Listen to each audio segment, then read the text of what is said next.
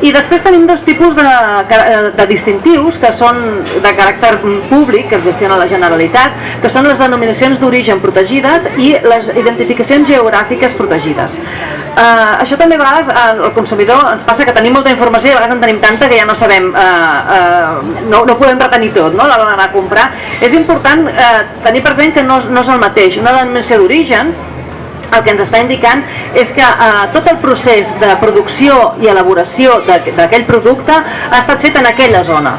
En canvi, la identificació geogràfica, que la sigla és IGP, també pot tenir cert valor, vull dir, hem de tenir moltes coses en compte, però l'IGP el que ens està dient és que una part de la producció o de l'elaboració ha estat feta en aquell territori.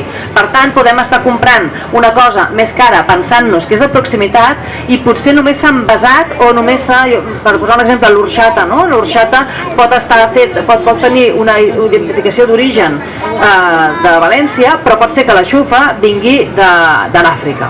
Aleshores, al tanto, perquè si el que busquem és proximitat, el que ens garanteix proximitat és la denominació d'origen.